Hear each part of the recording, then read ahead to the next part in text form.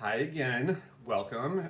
If you're just joining us, I've already done one video that is for dinner tonight. We have some chicken thighs that are going in the air fryer. For our second dish, we're gonna make a mushroom risotto. Now, I was a bit of a picky eater when it came to my childhood eating habits. I have since grown a bit as an adult. I never used to like mushrooms. I would still not say that they are my favorite thing to have, but I have come to appreciate that they can be good in some contexts. So risotto, typically if you're gonna get it at a restaurant or something, it's probably gonna be like a creamy, delicious, cheesy risotto. And I would love to have that in my life. I wish that you have that in your life. What a gift.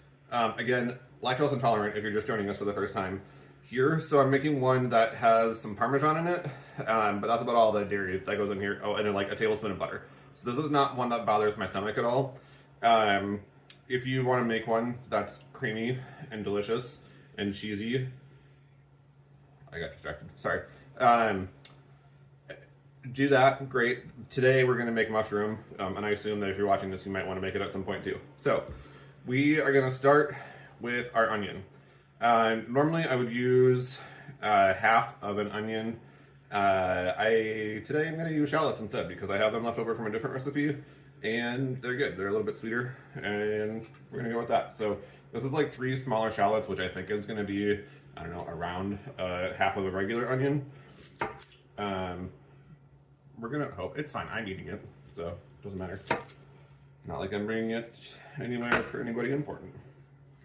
And when I say chop the onion, or your shallot, or whatever you decide that you wanna use, I'm going to use this thing that also uses this thing to pull it and chop it because I hate chopping onions and garlic, but we're going to do this. So I'm going to do that. I'll come back to you at some point when I'm more prepared to move on with my life and make this dish. So I'm going to try to peel this shallot that's not wanting to cooperate. I'll be back later.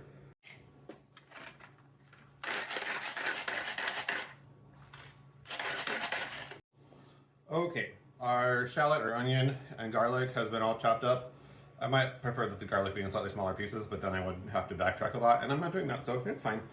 This also, I might throw some like dried onion in here. This is not quite as much onion as I thought it was going to make. Again, if you're using half of a regular onion, you should be good.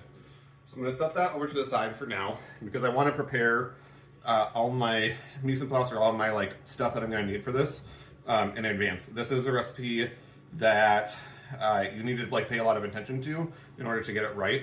So prepare everything that you need for it ahead of time before you start cooking. You're going to be much more successful in this and other recipes, but especially one like this. So for the mushrooms, what I am using are a ½ pound of baby bella mushrooms. These are already sliced, which means they're already cleaned, which is why I bought them. I'm going to chop them up smaller. Leave it in whatever state you like it. If you really like a meaty mushroom, you can leave them in bigger pieces. Again, I'm still getting accustomed to liking mushrooms, so I'm gonna go smaller. You can mix in it's like some dried porcini mushrooms, if you can find them, that are like reconstituted. Shiitake, I think, work well in this. I've always just used this one, and people have told me it's good, and I like it, so I'm just using these. I have not used the white button mushrooms, but I would imagine they would be fine. I think these just have a little bit more flavor. So I'm gonna chop these up. And then I also need time, like more time in life, but this is the TH time. So we're going to need like a tablespoon of fresh thyme that's pulled from the stems, and you can set that to the side as well. And then you're going to want a tablespoon of butter. And then for this we use arborio rice. So you can see it's more of like a oval shaped rice than like the long grain rice. If you're going to make a risotto, this is the type of rice that you need. It cooks and absorbs in a way that makes it a really creamy texture that other rices are not going to give you. You're going to want some dry white wine like a Sauvignon Blanc, which is what this is, or a Pinot Grigio or a Chardonnay. And then in this case, you're going to want a box of chicken stock or 4 cups of chicken stock or chicken broth. This is broth, which is fine. And we're going to get this all over to the stove once we're ready. So I'm going to chop these up and I'll probably meet you back over by the stove. Cool? See you then. I forgot an herb.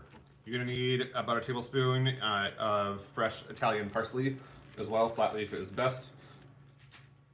It's okay. Things happen. I caught up before I started cooking, so we're okay.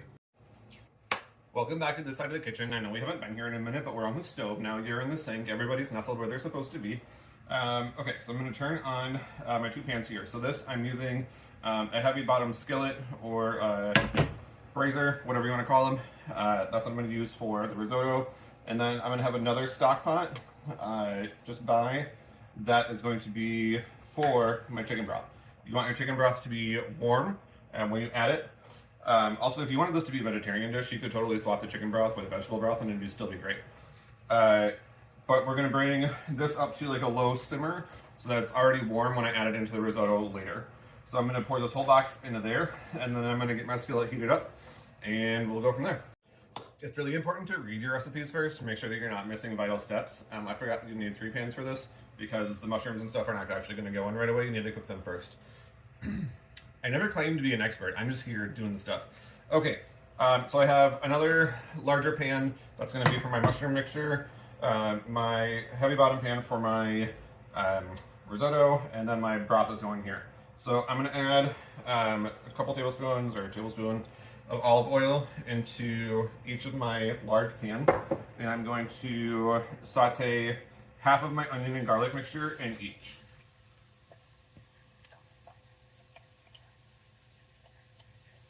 For the risotto, I'm going to do it for about a minute or until the onions start to turn a bit opaque, and then I'm going to add in the rice.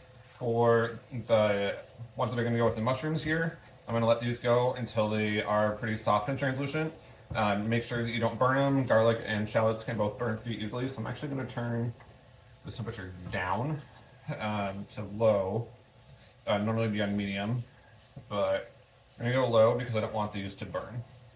I'm going to go a little bit more. And then I'm going to go for about a minute in this one. For the arborio rice, you don't need to wash it like you might with a long grain rice, depending on the dish you're doing. I know that's a controversial topic among some people, but for this one you don't need to do that. We're going to cook the starch here in some oil in a little bit, along with the onions. I'm going to turn this down a little bit too. Sometimes these heavy bottom pots can get hotter and retain heat more, so just watch your temperature and make sure that things aren't burning. That'd be sad. Speaking of things that can burn your dish, I once made this and I used dried thyme instead of fresh because that's what I had access to. And that in itself is fine. Just remember that dry herbs are generally a lot more concentrated in flavor than fresh herbs. And so if you do a 1-to-1 ratio, you will taste nothing but thyme and your dish will be ruined. Am I speaking from experience? Yes. Was I frustrated and pissed at myself? Yes. Is this kind of an expensive dish to mess up like that? Yes. But we learn and we grow and we pass on our knowledge to the youths of the world, or whatever you are watching this. Okay, that's been going for about a minute. So I'm going to add in my rice to toast it. This package is a 16-ounce package. Riley, this is not treats. My cat thinks that I have treats because it's in a plastic bag like this. It's not. I used it for a recipe in the past, and I used a cup for that, so I just know that half of it is 80 ounces. Yes, Riley, I know. Okay, then move your rice all around, all nice and toasty, and well coated until it starts to become a bit opaque. Some rice pops out, that's fine. If it feels a little dry, I need to add more oil, that's okay, that's what I'm going to do. A little more olive oil never hurt anybody, right? My broth is up to temperature, so I'm going to turn that back down to simmer. So if you hear noise in the background, that's my chicken thighs that are going for my other recipe. Sorry. Turns out when you have to cook a whole meal, you do it at the same time. Okay, I'm just gonna let that toast for a little while yet. This is looking good. Okay, I'm now going to add in a tablespoon of butter to my saute pan for my mushrooms. And then in here I've got my mushrooms that are chopped up, a tablespoon of chopped thyme, a tablespoon of chopped parsley. And that's all just going to go in the pan without spilling as possible. And you're going to mix it all together. Saute it. The mushrooms are going to cook down quite a bit. But just cook it down until they seem like they're all the way cooked through. They'll have reduced in height and mass probably by like half. I'll show you what those look like when they're done. We're gonna do that. Meanwhile, my wine has about evaporated from my risotto. Pretty dry-ish now. And so now comes the more tedious part and why people don't always like making risotto, or what people think that makes it a little bit more difficult.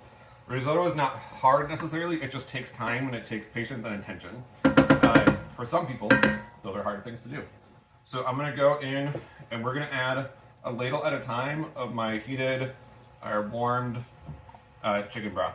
So I'm gonna stir this around so it gets all incorporated. And I'm actually gonna add a second ladle because this is a larger pan and this doesn't go everywhere. So depending on the size of your ladle, more or less.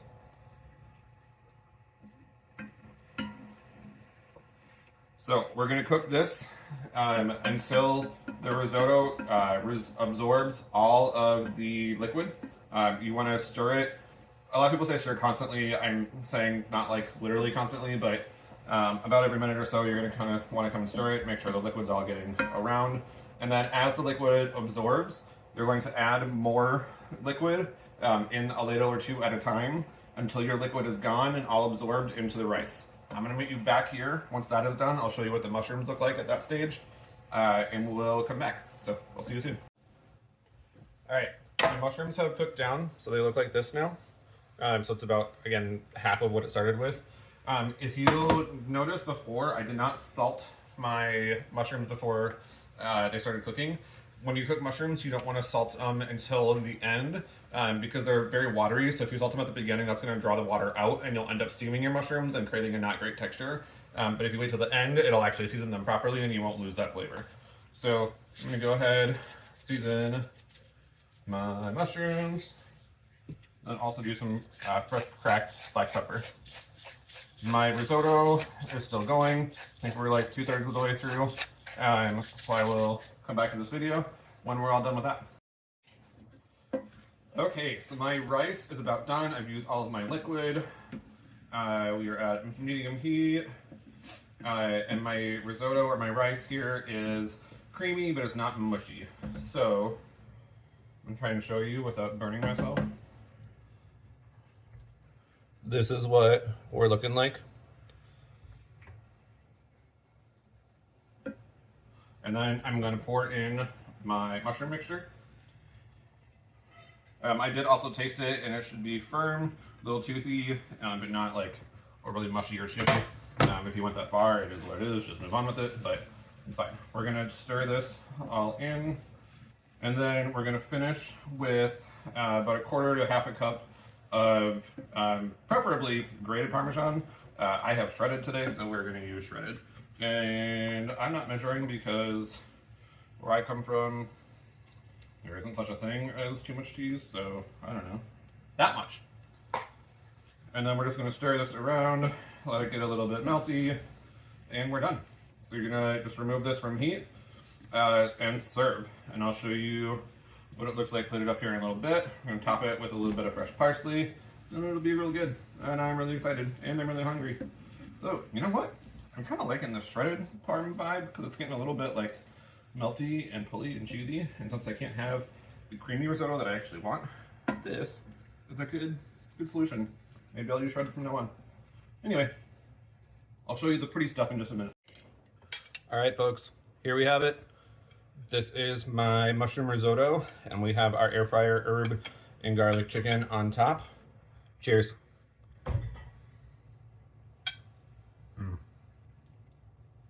It's been a long time since I made this.